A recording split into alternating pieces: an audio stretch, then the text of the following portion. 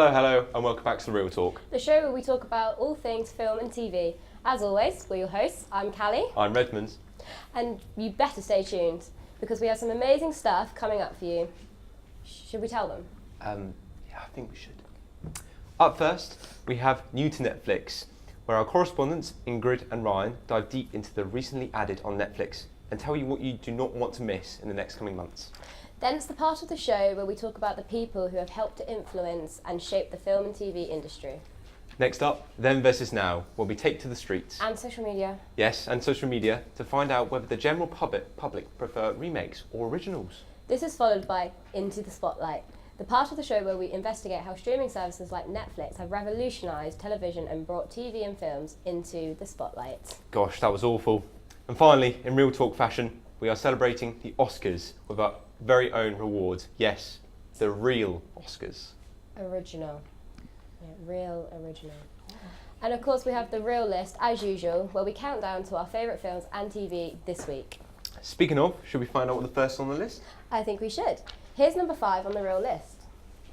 At number 5 on the list we have the 1991 classic Silence of the Lambs. It was directed by Jonathan Demme and it stars Anthony Hopkins as Hannibal Lecter and Jodie Foster as Clarice Starling. It's won many awards including Best Picture and Best Actor in a Leading Role.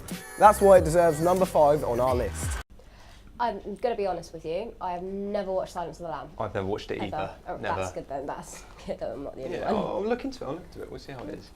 But enough of that, it is now the part of the show where we talk about to our correspondents about what's coming to Netflix soon. It's new to Netflix. So, welcome Ingrid and Ryan to the studio. Hello, thanks guys. Hello.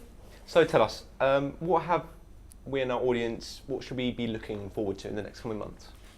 Well, there's some fantastic things coming on Netflix. So the highlights at the minute, we've got the Patriot Act with Hassan Minhaj has been ongoing as well. That's been fantastic. Arrested Development comes back for a 5th season. Genuinely very excited about that. I've lost sleep. I am so excited. Kung Fu Hustle comes onto Netflix midway through this month. It's kind of a Kung Fu pantomime. And we've got the Santa Clarita Diet comes back as well this month too, which would be brilliant. But the ones I want to talk about are Scooby-Doo and Scooby-Doo 2, Monsters Unleashed. So both these films were released quite a few years ago in 2002 and 2004, new to Netflix now. It follows the Scooby Gang, Monsters Inc. as they investigate mysteries and solve the more eerie things that are going on there. But it also stars Sarah Michelle Gellar and Freddie Prinze Jr. The reason why that's interesting is because Sarah Michelle Gellar, fresh off Buffy the Vampire Slayer at the time the film was released, she plays Daphne, who in the cartoons was the kind of character who gets kidnapped all the time, the damsel in distress. So they recode that character, casting Sarah Michelle Gellar, and they do something wonderfully interesting with her there. So check that one out. And if you like mysteries, you're probably gonna love The Chilling Adventures of Sabrina. It's coming up with the 2nd season. The 1st season proved to be very, very exciting, very good. And this is you need to be aware, this is an obscure version of the traditional Sabrina the Teenage Witch comics.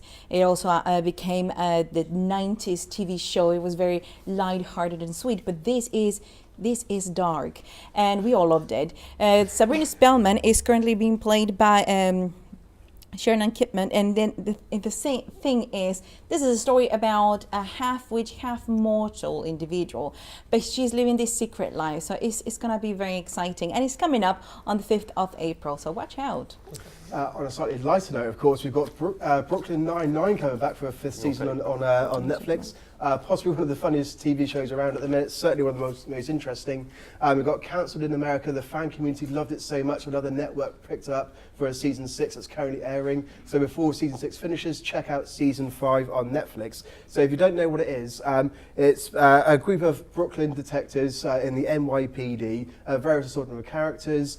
They investigate crimes. It's kind of like a sitcom based in the police department. It stars Andy Samberg, who is brilliant in it, along with Melissa Fumaro. Terry Crews is great in it, and Chelsea Perez is also fantastic. It's witty, it's humorous, it's very imaginative, it's really, really popular, so check that one out as well. And you cannot miss Orange is the New Black. It's coming up for the last last season ever, the 7th season. It's unfortunate because there is been so many stories within this. It is based on a true story. Piper Kerman was in prison 15 months, and in there she found all these stories about women, and these are true. But also the series is trying to tell about how is the justice system and how it's not working very well. So this is very entertaining. It is telling you all the things you need to know about it. Seasons 1 to 6 in Netflix available now. No release date yet. I'd love Orange is the New Black. The first few seasons were fantastic. Yes. One of my highlights is coming out today. Actually, it's The Afterlife. So that stars. It's written, directed, and stars Ricky Gervais. Obviously, we know him from The Office and Extras and Hollywood. He's a massive star.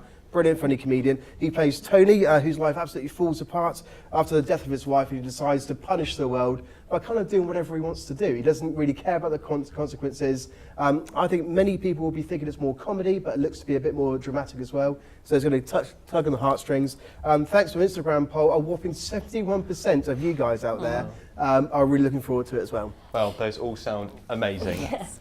I'll definitely be checking those out, and make sure you do. Thanks to Ingrid and Ryan for joining us. Thank you. We've also been talking to Instagram to find out what you guys are currently watching. And the most popular answers were Elite, Mindhunter, Umbrella Academy, and Haunting of Hill House. They all sound amazing. They're all coming out on Netflix now. So make sure you check out the shows and keep lookout for shows coming out soon. Now, here is number 4 on the real list. Enjoy. At number 4 on the list, we have Brooklyn Nine-Nine. This stars Andy Samberg, Melissa Fumero, and many more actors. It's had loads of directors over its 5-year span and has won 2 Golden Globe Awards, including one for Best TV Series. This is why it deserves number 4 on our list.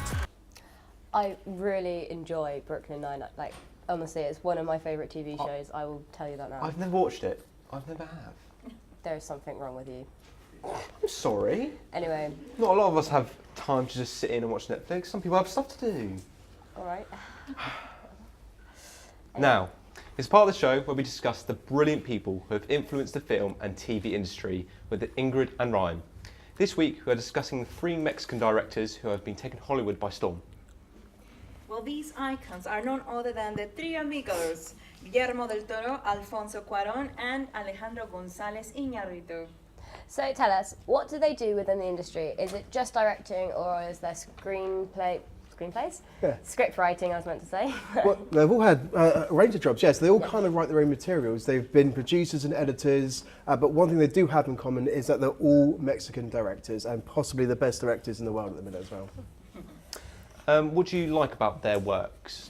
Because they are quite unique, aren't they? They are very, very special. They are, no, indeed. So the 3 of them have in common that they're trying to raise up the minorities, coming from a country that is very, it was poor intellectually and economically. They're trying to raise people, and that's very nice because they're trying to live, nowadays they're trying to live a little bit of commercial stuff, which is great.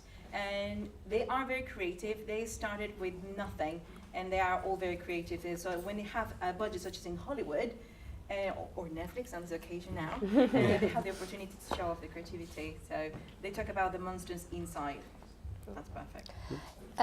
In your opinion, who is the best? Do you have a favourite? Well, definitely, without a shadow of a doubt, it's Guillermo del Toro. I love his work. His work is sublime. So he's a Mexican filmmaker. He's a director. He started off doing special effects and makeup as well, and he kind of migrated over into making his own films. His films are both English language and Spanish language. He does science fiction. He does horror. He does beautiful romance. His films are always hauntingly wonderful, but it always has a recurring theme in that he tends to explore war-torn areas, and there's always a monstrous male or patriarch who kind of dominates everybody else, and a young child, or particularly a young girl, has to overcome the oppression of the man in order to find herself. So my particular favourite of his is Pan's Labyrinth, and I can't recommend people watching that enough. It got 22 minutes of standing ovation where it aired at Cannes Film Festival quite a few years ago, and it is a sublime piece of work. I love his Shape of Water, by the way. Yeah. Fantastic. I have a soft spot for Cuarón, if I'm quite honest. Iñárritu has beautiful works. He gave Leonardo DiCaprio his first Oscar, so The Revenant has to be watched. Also beautiful from Iñárritu, beautiful. But Cuarón, if you have the chance to go on Netflix, watch Roma and hear Roma, it'll be fantastic.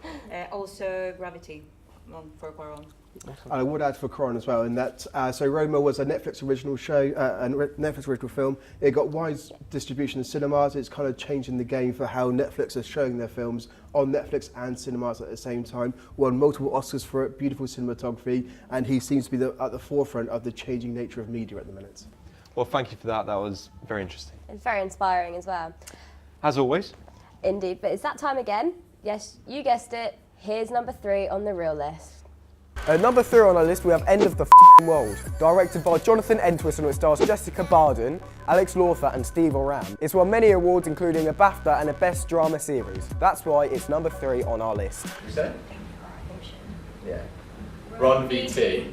Do you like films? I do like films, yes. Do you prefer originals or remakes? I prefer remakes over originals. And do you have a favourite remake? Blade Runner 2049. Any reason why? I felt like the new angles and more upgraded technology that they have now made it better than the original, because you had lots more colour and vibrance, which was like a big deal from the first Blade Runner, as well as the new camera techniques that we've developed, and post-production is a lot more of a cinematic experience than the first one. Awesome, thank you very much. You're welcome. Do you like films? Yeah, Do you prefer remakes or originals? originals. Do you have a favourite? It. Any reason why? Because it was good, better. Do you like film? I love film. Do you have an opinion on originals versus remakes? I think generally the original is better because a lot of the time remakes are just cash grabs based on the title, but I think there are examples of good remakes. Like a bad remake that's just for the title would be the Total Recall from like 2009. That's a really bad film. But a good remake would be the 1983 Scarface. That's a remake of the Howard Hawks film, and the 1983 one is actually, I would say, a superior film. And do you have a favourite remake? Probably Scarface. It's just, I think it's a really good update to the idea, brings it to a new generation, a new decade really well. Just brilliant film all round. I love films. I think they're an important part of our culture. Do you prefer remakes or originals?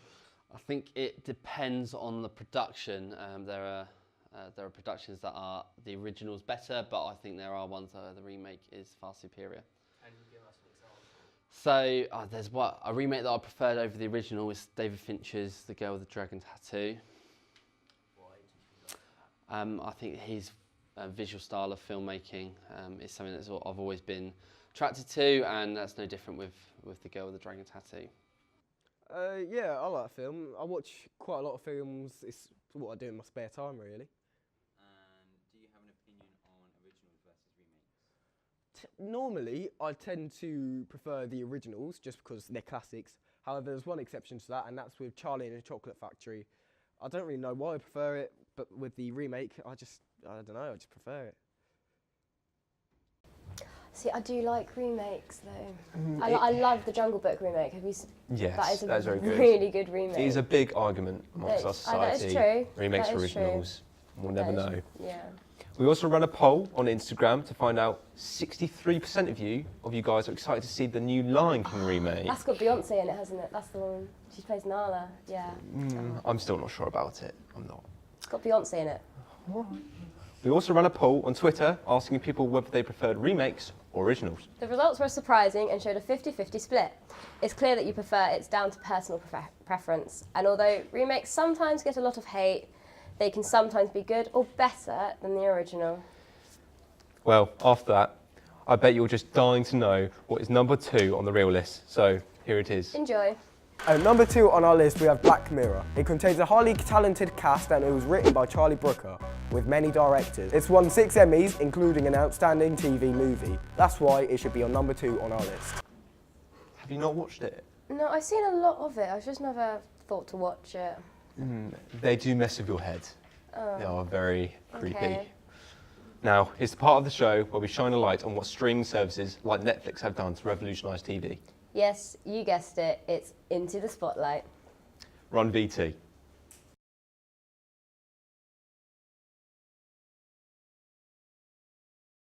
I think the television industry has been completely turned upside down by the arrival of the internet. It didn't happen overnight. The internet's been with us properly since about 1995 or so. But Now, more recently, with the arrival of streaming platforms, television is not what it used to be. It's not the television in the corner of the lounge. It's not the box in the corner of the living room that your parents might have been used to. Television is something different now. In fact, a lot of people don't recognise the word television.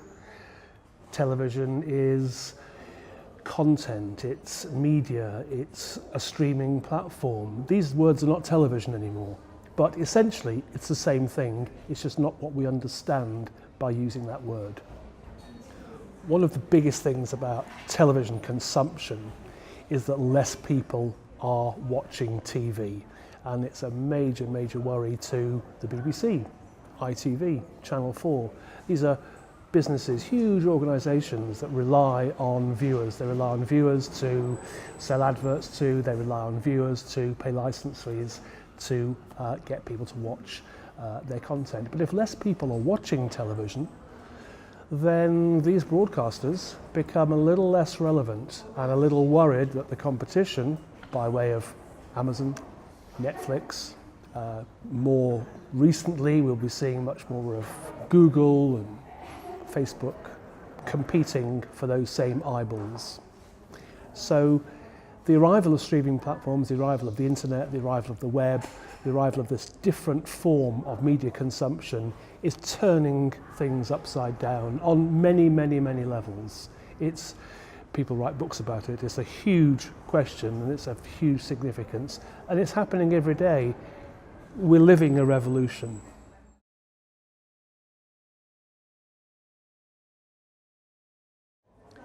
Given that most people can watch television, BBC, ITV, Channel 4, on demand on streaming platforms without a licence, without it costing them anything, then the BBC is in a real pickle, because if people stop paying the licence, they don't get the money to make the programmes. And the BBC has responded in a number of ways. When the BBC first noticed that people weren't watching television on television, they did a number of things. The first thing was to move one of their channels devoted to young people online. They took it off broadcast, scheduled TV, and they put it as a website. And that was great. It's been very, very successful. And in fact, often some programmes become so popular online on BBC Three that they then migrate back onto television. And it's become quite a nice thing.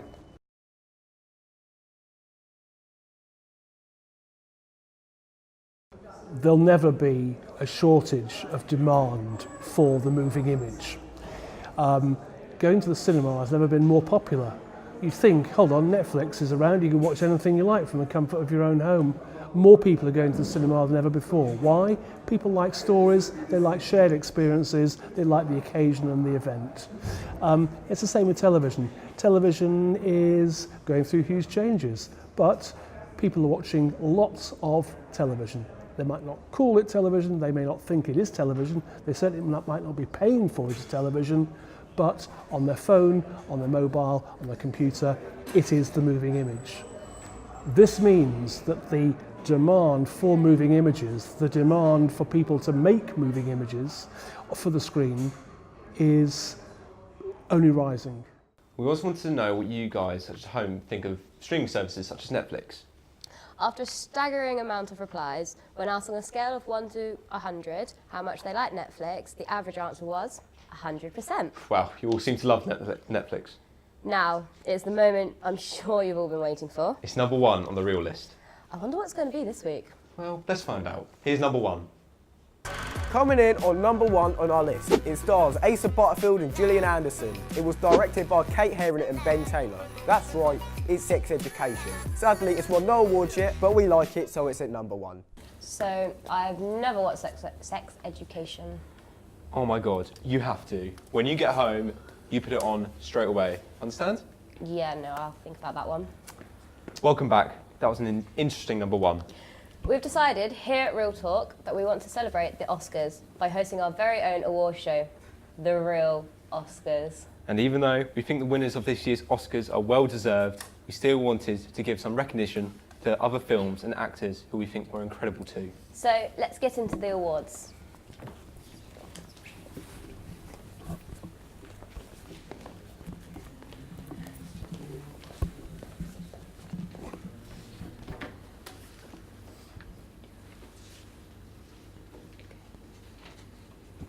The first award of the real Oscars is for the Best Picture, and we are awarding it to The Black Klansman, the comedy based on the incredible true story of Ben Stillworth.